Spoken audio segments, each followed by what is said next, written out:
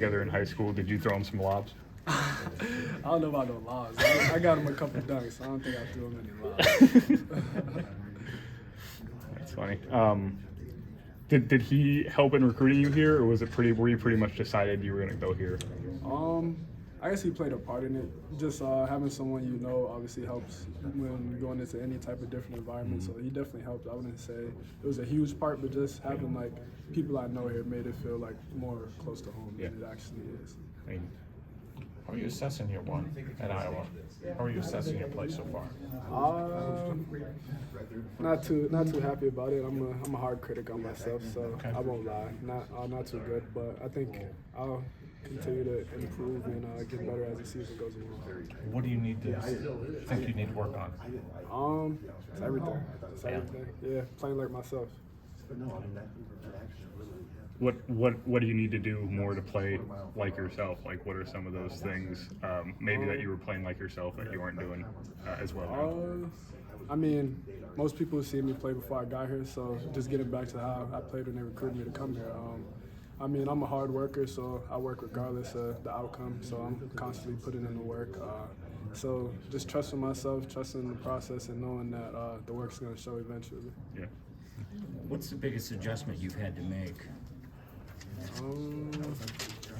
I'd say just a system. Like college is a lot more systematic. High school is kind of like free form and like you know how high school basketball is. So just adjusting to the college style of play, definitely.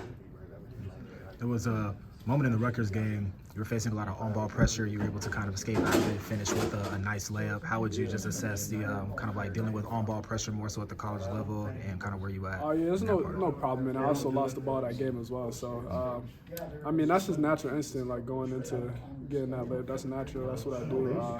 Obviously, the turnover was kind of tough. I was tough on myself about it because that's not really what I do. I don't really turn the ball over. But I mean, it happens in a game. Hopefully it don't happen again. I don't plan it to happen again. But me getting to the basket, that's just natural instinct. The thing that's impressed me is you've stayed aggressive all season. Is that just kind of your nature that you're going to just keep coming? Yeah, no matter how things may go, I'm always going to stay aggressive, whether I'm playing my best or playing my worst. I'm always going to be aggressive because that's one thing that you can't control. You can't control the ball goes in, but you can control the effort you give. So I'll always be aggressive.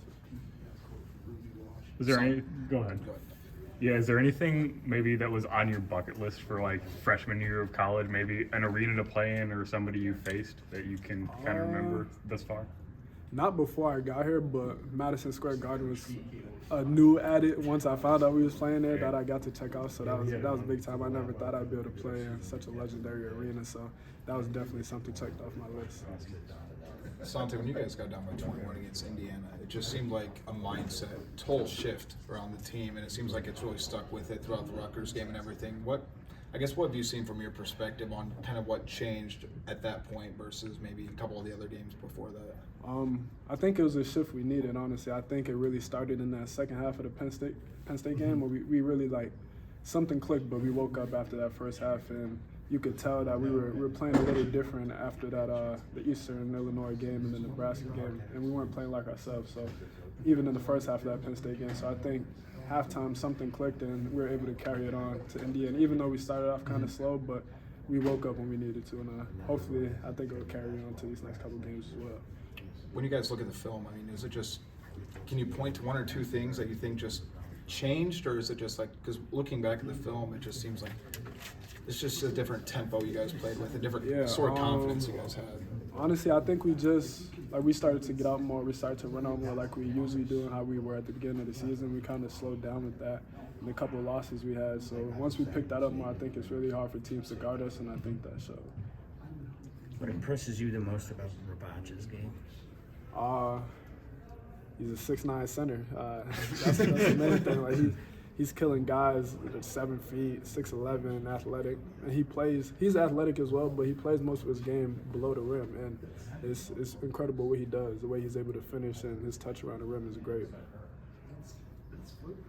Have you noticed anything special about his work ethic? We just had Coach in here, and he was talking about how you don't have to motivate him to do anything. He's pretty much self-motivated to do all. Yeah, definitely.